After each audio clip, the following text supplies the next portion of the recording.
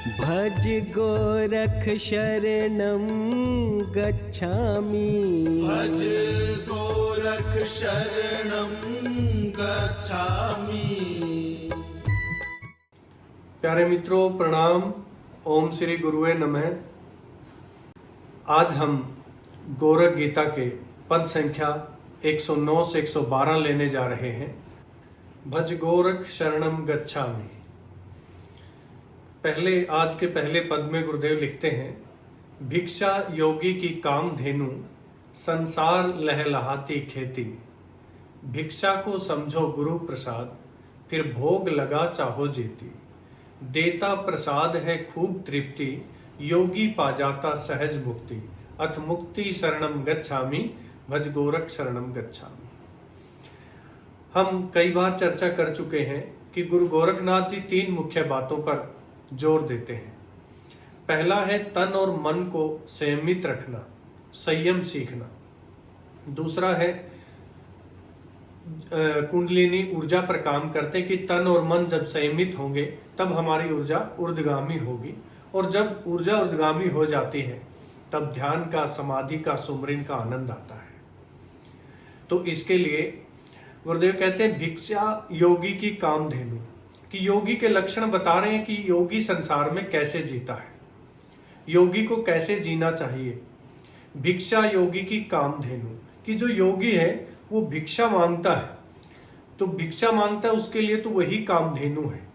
कामधेनु हम सब जानते हैं कि एक वो दिव्य गाय जो राक्षसों और देवताओं के युद्ध में जो निकली थी, उनमें जो चीजें, उनमें से एक कामधेनु भी थी, जिनको कहते हैं कि वो सब समृद्धि लाने वाली है।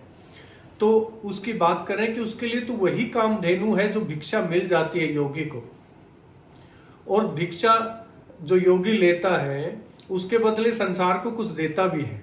इसलिए संसार लहलहाती खेती, क्योंकि भिक्षा ली है। साधु का एक नियम होता है, साधु का एक स्वभाव होता है, संसार से जितना लेता है उससे कई गुना वो लौटाता है।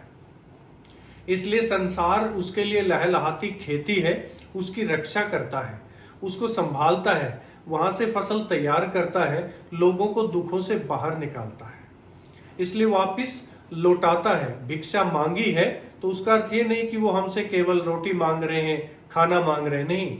साधु का व्यवहार है, साधु का नियम होता है कि वो संसार को अपनी खेती समझते हैं, उसकी रक्षा करते हैं, बाढ़ बनाते हैं, दुखों के तूफान से बचाते हैं, तो उसकी रक्षा करते हैं। इसलिए संसार उसके लिए क्या हो जाता है, जैसे किसान के लिए खेती होती है, ऐसे ही उन लोगों को संभालना, उन लोगों को इन दुखों से निकालकर उनको बैकुंठ की ओर ले जाना।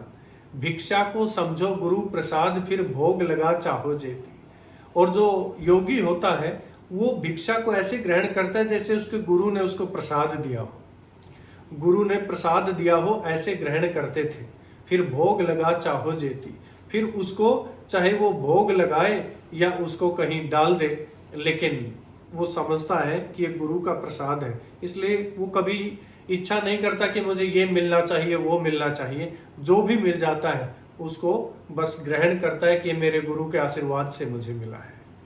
और जब गुरु का आशीर्वाद समझकर वो भोग करता है तो तृप्त हो जाता है। देता प्रसाद है खूब तृप्ति, योगी पा जाता सहज मुक्ति। कि जब वो गुरु का प्रसाद समझकर उसको ग्रहण कर लेता है तो एक तृप्ति महसूस करता है कि वो तृप्त हो जाता है कि मेरे गुरु का प्रसाद है। और जब तृप्ति ही मुक्ति लेकर आती है, योगी पा जाता सहज मुक्ति, क्योंकि संसार तो है तृप्ति में जी रहा है और योगी उस प्रसाद में भी तृप्ति ढूंढ रहा है, उस तृप्ति पा रहा है। तो वो तृप्ति पाते ही मुक्ति है, तृप्ति आते ही मुक्ति आ जाती है। अथ मुक्ति शरणम गच्छामि, भज गोरख शरणम गच्छामि। इसलिए संत तुलसीदास जी कहते हैं, भिक्षा साधु को देवता, दाता बने जगत में, लेत सहज वह संत तो, देत सुखी समस्त में। कि भिक्षा जो साधु को देते हैं हम, जो भी देने वाला साधु को भिक्षा देता है, गुरुदेव भी हमें कहते हैं कि जो इस भेख में हमारे घर कुछ मांगने आ गया उसको खाली मत जाने दें। अगर आपके पास कुछ नहीं है तो हाथ जोड़ ले, कम से कम साधु को घर से भूखा मत जाने दे। दाता बने जगत में, कि जो साधु को जिसका हाथ ऐसे रहता है भिक्षा देने के लिए, उसको जगत में दाता कहा जाता है। लेत सहज वह संत तो, और संत वो है जो उसको सहज रूप से जो दिया जा रहा है, उसमें कोई मांग नहीं कि मुझे ये चाहिए, जो मिल गया उसी को सहज रूप से जो स्वीकार कर लेता है, फिर उसके बदले क्या देता है, देत सुखी समस्त में। साधु वो जो सहज रूप से ग्रहण किया उसके बदले सभी को सुखी होने का वरदान देता है, आशीर्वाद देता है, वो अपना जीवन लगा देता है कि ये जो जगत उसकी खेती है उसको कैसे सुखी करें, दुखों से कैसे बाहर निकालें। देत सुखी समस्त में, वो सभी को सुखी करने में लगा रहता है। संत दादू दयाल जी कहते हैं इसके लिए कि दादू भिक्षा मांगिए, हरि नाम अनाज, जितनी पाए पावनी उतनी तृप्ति समाज। कि भिक्षा मांगिए, साधु को भिक्षा मांगनी है तो भिक्षा मांगिए, लेकिन उसको कैसे, हरि का नाम, इस जो अनाज मिल रहा है उस पे हरि का नाम लिखा हुआ है, और जितना मिल गया, जितनी पाए पावनी, उतना ही पवित्र है, उतना ही हमारे लिए कल्याणकारी है, उतना ही हमें भी तृप्ति देगा और समाज को भी तृप्ति देने वाला है।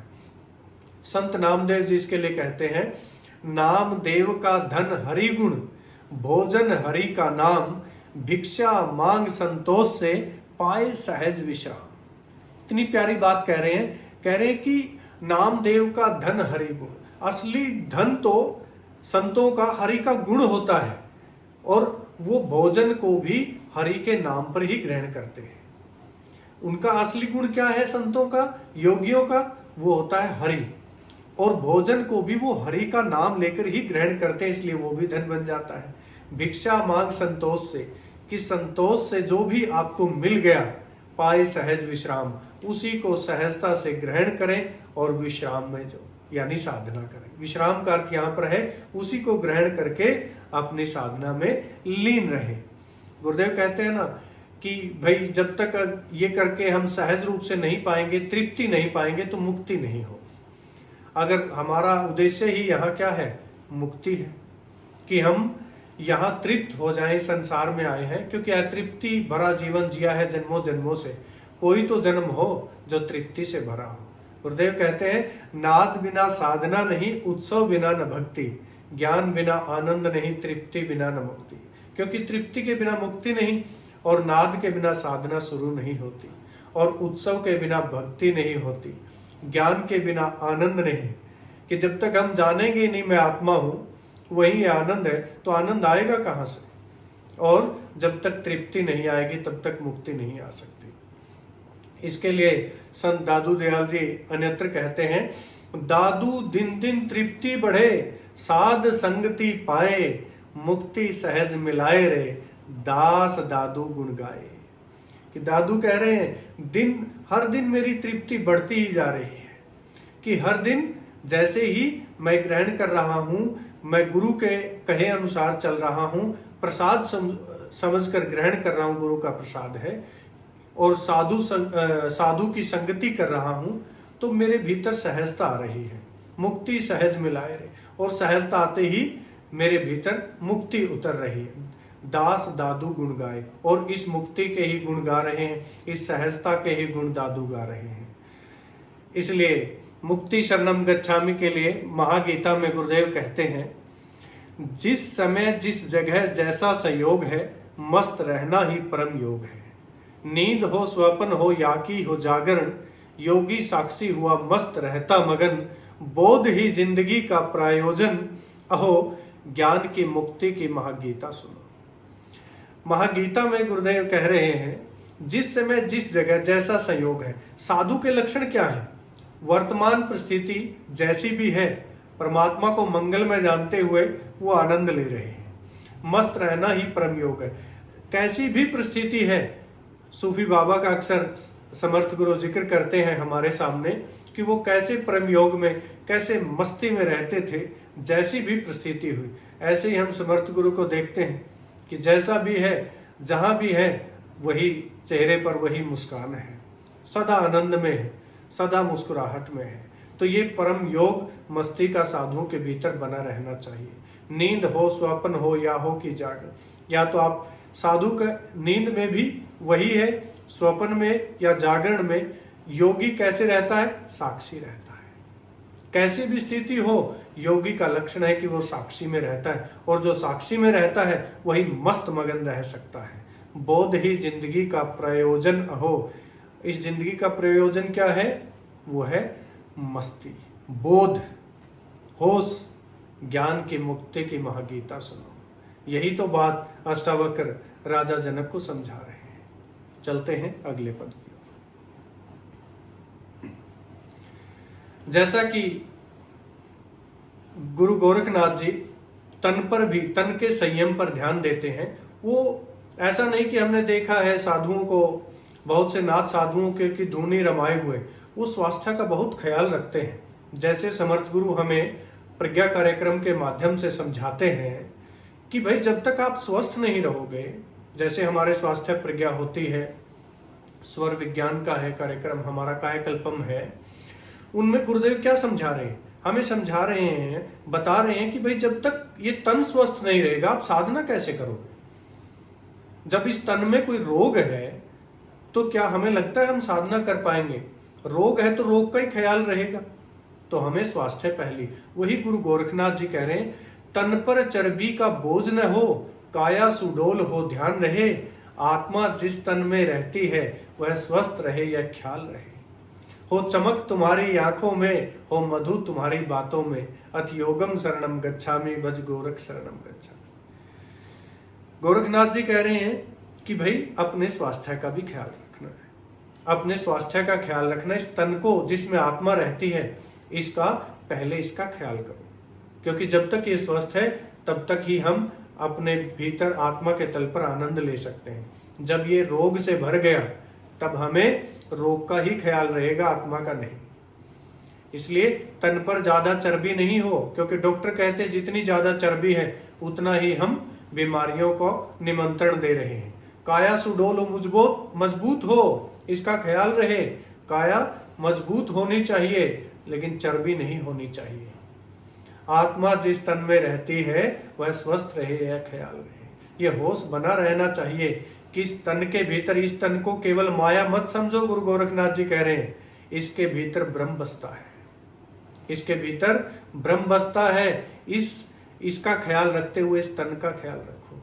हो चमक तुम्हारी आंखों में, तभी आंखों में चमक आएगी जब तन में स्वास्थ्य होगा, तन अच्छा स्वस्थ होगा, आंखों में तेज भी तभी आएगा। हो मधु तुम्हारी बातों में, और हमारी वाणी मधुर होनी चाहिए। रहीमन खान खाना जी कहते हैं इसके लिए, रहीमन स्वस्थ तन सब सुख धन संपत्ति होए, बिन स्वस्थ तन जगत में सब व्यर्थ समोए। कि हे रहीमन, ये स्वस्थ तन है तब तक यही असली धन और संपत्ति है, यही असली सुख है। पहला सुख निरोगी काया, हमारे ऋषि कहते आए ना कि ये जो स्वास्थ्य है हमारा, यही असली धन है, यही असली सुख है, संपत्ति है। बिनु स्वस्थ तन, बिना स्वस्थ तन के जगत में सब व्यर्थ समोए। आपको इस जगत में सब कुछ व्यर्थ लगने लगता है। देखा होगा हमने, जब भी बीमार हो जाते हैं तो कुछ भी अच्छा नहीं लगता, खाना भी अच्छा नहीं लगता। इसलिए तन का ख्याल रखना जरूरी है। संत दादू दयाल जी कहते हैं इसके लिए, सुखिया वही जगत में जो रखे तन ध्यान, तन स्वस्थ तो सब सुखी, तन रोगी सब आन। सुखी किसको कह रहे हैं जगत में? सुखी कौन है? जो अपने तन का ध्यान रखता है। तन स्वस्थ है तो कह रहे हैं सब कुछ सुख हमारे भीतर है। तन रोगी सब आन। जब तन में रोग आ जाता है तो सारी विपदा आ जाती है, सारी बाधाएं आ जाती हैं, सब दुख आ जाते हैं। रहीमन खान खाना जी नेत्र कहते हैं इसलिए, रहीमन काया राखिए, भूख न राखिए रोष, तन बिन सब सून है, तन बिन सब दोष। कि यदि इस काया का ख्याल नहीं रखा, इसको भूखा रखा, इसके प्रति आप रोष से भर गए, भूखा रखा, तो फिर तन के बिना तो सब कुछ समाप्त हो जाएगा।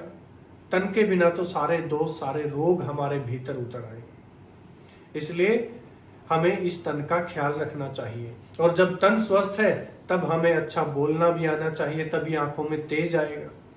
तो वाणी के लिए संत पलटूदास जी कहते हैं, ऐसी वाणी बोलिए जो मन को हर्षाए, जिसे सुनी मन हर्ष जाए, तन में आनंद समाए।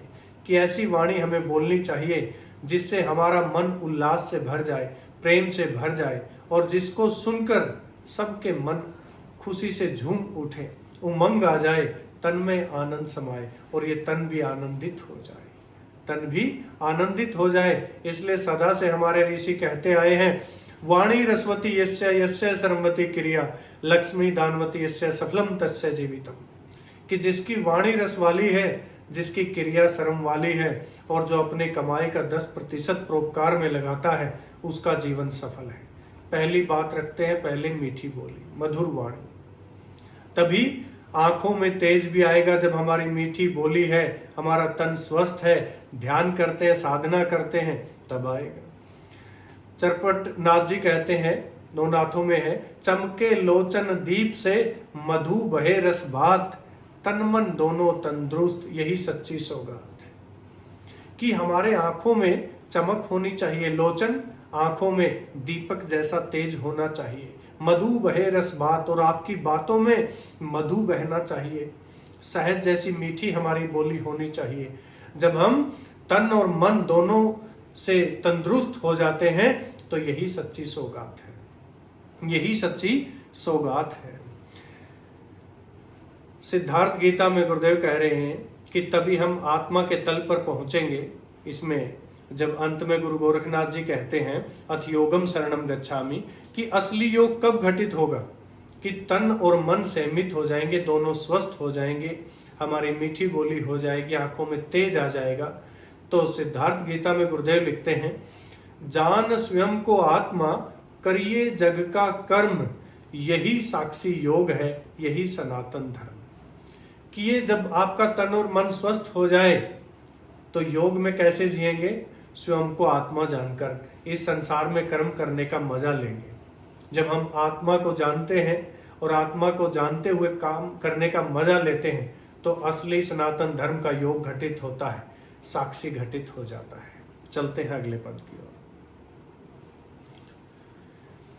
निर्ति सुरति न योग भोग, न जरा मरण न तहाँ रोग, अनहद भी बचता वहां नहीं, अनुभव कुछ होता वहां नहीं, केवल्य कहो अथवा समाधि, है वहां अंत न वहां आदि, अत समाधि शरणम गच्छामि, भज गोरख शरणम गच्छामि। इन शब्दों से ही समझ गए होंगे सभी समर्थ गुरु धारा के मित्र, इन शब्दों को आसानी से समझ जाते हैं कि सारा किस ओर हो रहा है, क्योंकि ध्यान योग से ही हमें ये अनुभव करवाया जाता है गुरुदेव द्वारा कि समाधि क्या है, समाधि का अनुभव हमें करवाया जाता है। इसलिए आसानी से हम समझ जाते हैं कौन सी अवस्था है समाधि, जिसको गुरुदेव हमें समझाते हैं कि तुरीयावस्था का उत्कर्ष है समाधि, वो भगवत्ता है समाधि, जहाँ निर्ति सुरति ना योग भोग, वहाँ ना निर्ति बसती ना सुरति बसती, वहाँ ना आलोक बचता ना निरंकार बचता, ना जरा मरण ना तहाँ रोग, वहाँ ना कोई जन्म है ना कोई मृत्यु है ना कोई रोग है भोग है, वहाँ कुछ नहीं बचता। अनहद भी बचता वहाँ नहीं, सोचिए वहाँ ये अनहद भी नहीं बचता, ये ओंकार भी नहीं बचता, अनुभव कुछ होता वहाँ नहीं। ऐसा नहीं कह सकते कि मुझे वहाँ ये अनुभव हुआ, ये भी कहने के लिए समाधि से बाहर आने के बाद हम क्या कहेंगे कि मेरे पास शब्द नहीं है क्या हुआ था, अनुभव कुछ होता वहाँ नहीं, कुछ वो भी नहीं कह सकते कि मुझे ऐसा अनुभव था। उसको फिर केवल्य कहो अथवा समाधि, केवल्य कहो अथवा समाधि, है वहाँ अंत ना वहाँ आदि, कि वहाँ ना कोई अंत है ना वहाँ आदि है, ना कोई शुरुआत है ना किसी का समापन है, वो तो बस है, जस्ट मात्र क्या है, अवेयरनेस है, होश है। अत समाधि शरणम गच्छामि, भज गोरख शरणम गच्छामि। समाधि के लिए कबीरदास जी की लाइनें बड़ी प्यारी हैं, दोहा बड़ा प्यारा है जो स्पष्ट कह रहा है, जाप मरे अजपा मरे, अनहद भी मर जाए, राम स्नेही ना मरे, कह कबीर समझाए। समाधि कैसा अनुभव है, क्या है कि वहां जाप भी मर जाता है, अजपा भी मर जाता है, यानी हम कोई मंत्र जप रहे हैं वो भी वहां नहीं चलने वाला, जो अजपा है, जो हम नाद सुनते हैं या कोई मन ही मन दोहरा रहे हैं वो भी नहीं दोहरा सकते। अनहद भी मर जाए वहां ओंकार भी नहीं है, वहां ओंकार भी मर जाता है। कहने का अर्थ है कि वहां ओंकार भी सुनाई नहीं देता। लेकिन राम सने ही ना मरे, वहां राम सने ही ना मरे का अर्थ है वहां केवल होश बचता है। होश बचता है कि कुछ है, उसी को राम स्नेही कहे कबीर समझाए। बस कबीरदास जी इतना ही समझा सकते हैं कि वहां राम स्नेही नहीं मरता, लेकिन सब कुछ मर जाता है। वहां ना समय का बोध है, ना विचार है, वहां पर ना कोई रूप है, ना कोई रंग है, वहां कुछ नहीं है। महर्षि पतंजलि कहते हैं नींद जैसी ही है, बस नींद में बेहोशी है और समाधि में होश है। पलटूदास जी कहते हैं जहां न राग न रंग है, न तहां जन्म मरण, जहां अनहद नाद भी मौन है, तहां रहा परम धन। देखिए कितनी सरल बात कह रहे हैं। वहां कोई रूप और रंग दिखाई नहीं देता कि जैसे हम अंतराकाश में जाते हैं, अनुभव करते हैं, तो जिस चक्कर पर हमारी ऊर्जा ऐसा रंग भी दिखाई देने लगता है। न राग, कोई राग भी दिखाई नहीं देता, कोई ध्वनि भी सुनाई नहीं पड़ती, वहां ना कोई जन्म है न मरण है, वहां अनहद नाद भी मौन हो जाता है। लेकिन वहां क्या है? वहां परम धन है, वहां परम धन है, केवल और केवल चैतन्य बसता है, जहां केवल होश बचता है। अन्यत्र पलटूदास जी कहते हैं जहां अनहद मौन है, तहां समाधि अघोर, नहीं तहां गति शब्द की, नहीं तहां मन डोर। कि जहां पर अनहद नाद भी मौन हो गया है, वहां अनहद नाद भी मौन हो गया है, और वहां जहां अनहद नाद मौन हो जाए वहां गहरी समाधि उतर आती है। वहां शब्द भी नहीं है। शब्द किसको कहते हैं? अंतराकाश, नाद और नूर, तीनों के संगम को शब्द कहते हैं। वो शब्द भी नहीं है। नहीं तहां मन डोर, वहां मन की डोर भी नहीं है, वहां कोई विचार भी नहीं है। ऐसी स्थिति है। इसलिए अनुभव के बाद कुछ नहीं कह सकते। समझाने की कोशिश कर रहे हैं संत समाधि के बारे में। एक शब्द में कहें तो केवल होश बचता है। संत दादू दयाल जी कहते हैं जहां न सुरती न शब्द है, न तहां तन मन जाए, दादू कहे वही ठोर है, जहां रहे सुखदाए। समाधि के बारे में कह रहे हैं वहां कोई सुरती शब्द नहीं है, तहां न तन का ख्याल है न मन का ख्याल है, और वही असली ठोर है, वही असली जगह है जहां केवल सुख ही सुख है, होश है। आगे कहते हैं संत दादू दयाल जी नेतर, समाधि नहीं सो ध्यान है, ध्यान न सो समाधि, जहां न ध्याता ध्यान है वही केवल्य साधी। कि समाधि नहीं सो ध्यान है, ध्यान न सो समाधि। वहां ये नहीं कह सकते कि मैं समाधि में हूं, मैं ध्यान में हूं। वहां ये कहने के लिए भी कोई नहीं बचता कि ये समाधि है, ये ध्यान है, ये भी कहने के लिए, क्योंकि न ध्याता बसता न ध्यान बसता। जहां न ध्याता ध्यान है, ना तो ज्ञाता न ज्ञेय, वही केवल्य साधी, वही केवल्य समाधि है। केवल और केवल होश बचता है, वही परमात्मा बसता है। संत नामदेव जी कहते हैं जहां न ध्याता ध्यान है, न तहां काल जंजाल, नाम कहे तहां का सुख, न बखाने न मिसाल। कि जहां न ध्याता है न ध्यान है, न ध्यान करने वाला बचा न ध्यान बचा, ना वहां काल है ना कोई जंजाल है दुनिया का, ना कोई वहां समय का बोध है। काल का अर्थ है समय का बोध, वहां समय का भी पता नहीं है, ना कोई भ्रम है, कोई विचार है, वहां तो केवल सुख है। और इसको लेकिन न बखाने न मिसाल, इसकी कोई मिसाल नहीं दे सकते, इसका कोई बखान नहीं कर सकते। इसलिए समाधि की शरण में चलिए। आनंद गीता में समर्थ गुरु कहते हैं है ध्यान शून्यता का अनुभव, भगवत्ता का अनुभव समाधि। अद्वैत खबर संबोधि की, जब बचा न कोई अंत आदि। है बूंद सिंधु में भेद नहीं, जीवन का असली वेद यही। अद्वैतम शरणम गच्छामि, भज ओसो शरणम गच्छामि। ध्यान क्या है? गुरुदेव कह रहे हैं ध्यान तो शून्यता का अनुभव है, निराकार के प्रति जागना, जहां कोई विचार नहीं है, कोई विकार नहीं, कोई विषय नहीं, उस शून्य के प्रति जागना, उस निराकार के प्रति जागना ध्यान है। लेकिन समाधि क्या है? भगवत्ता का अनुभव समाधि, जहां उस भगवत्ता का अनुभव हो जाए, जहां पर केवल होश मात्र बचे, अद्वैत खबर संबोधि की। और इससे अगला पड़ाव क्या है? संबोधि। संबोधि की खबर क्या है? अद्वैत। कि जब अद्वैत घटित हो जाता है, अद्वैत क्या है?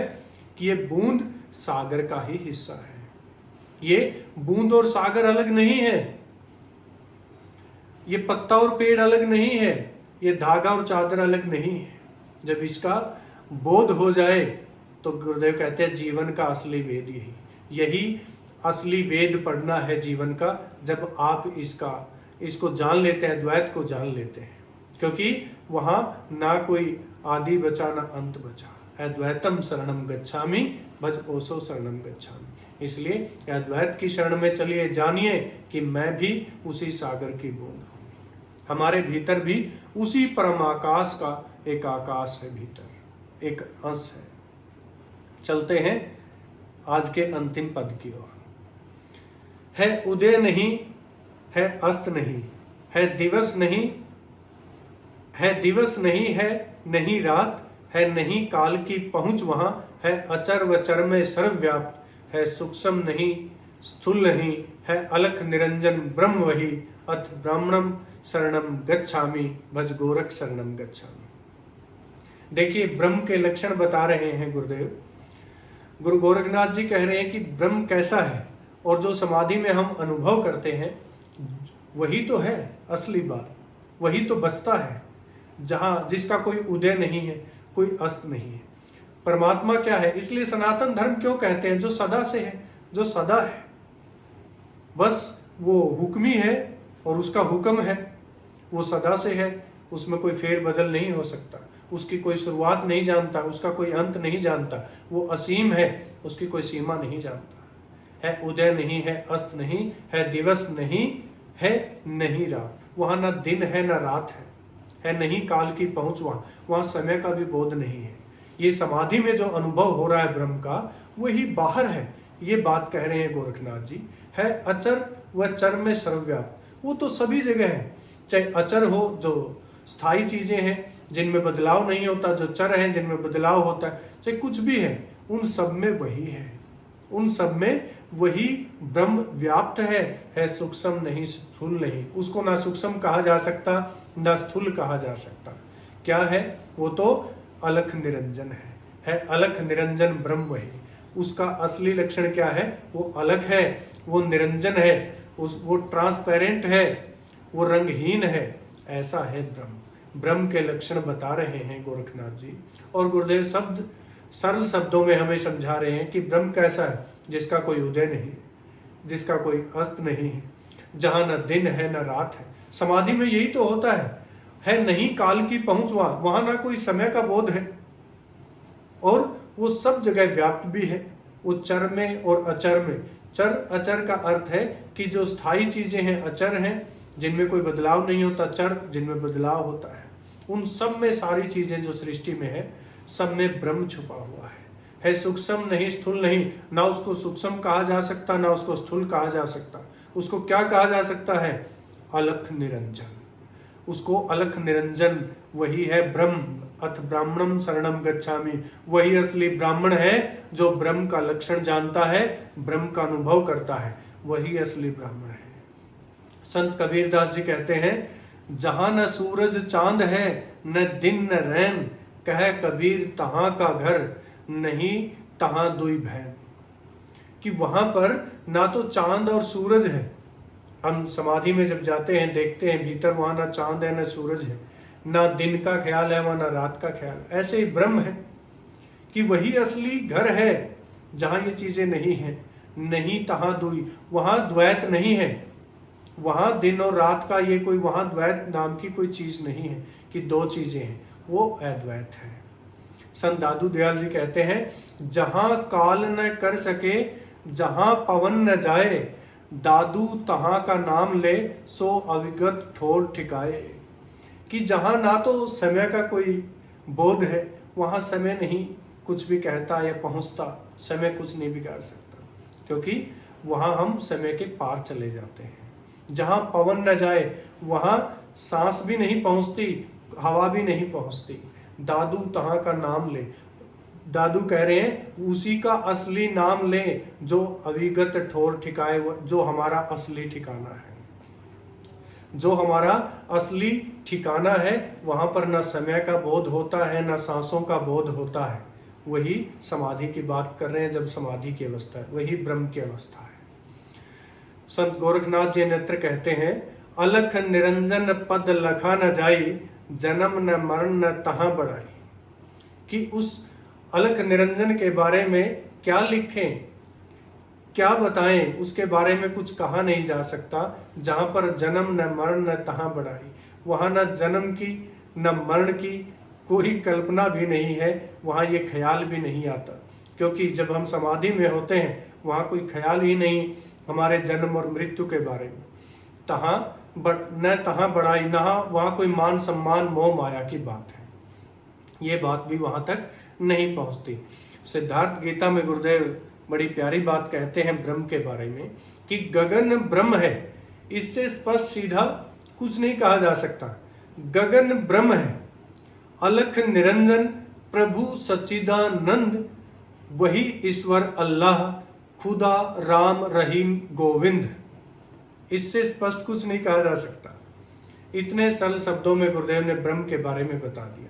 ये जो जीवंत आकाश है, जिसको परम गुरु ओशो कहते हैं, जिसने आकाश की जीवंतता को जाना उसी ने परमात्मा को जाना।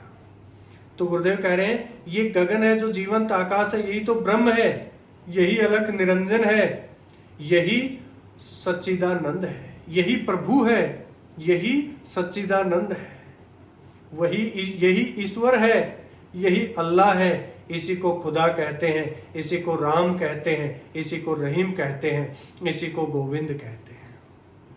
इसको कुछ भी नाम आप कहते रहें, लेकिन पहली बात जो कहते हैं गुरुदेव कि ये गगन ब्रह्म है, ये चेतन आकाश ब्रह्म है, अलख निरंजन है। ये अलख निरंजन है, ये रंगहीन है, ये ट्रांसपेरेंट है। इसी में सिद्धार्थ गीता में आगे गुरुदेव लिखते हैं, ब्रह्म सदा उपलब्ध है, सृष्टि में भरपूर, जाना हर क्षण पास है, नहीं तो कोसों दूर। अब ये हमने सुन तो लिया, लेकिन इसका अनुभव करने के लिए किसी कामिल मुर्शिद को ढूंढना होगा, जो बता सके, जो अनुभव करवा सके। उसके लिए तो हमें गुरु के पास जाना होगा, जो ब्रह्म के बारे में जानते हैं, जो असली ब्राह्मण हैं, जिनका ब्रह्म जैसा आचरण है, जो ब्रह्म को जानने वाले हैं, जो ब्रह्म में जीते हैं। ब्रह्म सदा उपलब्ध है, उनके लिए तो सदा उपलब्ध है। जो एक कामिल मुर्शिद के चरणों में बैठे हैं उनके लिए तो उपलब्ध है। सृष्टि में भरपूर, वो तो सब जानते हैं सृष्टि में भरपूर है।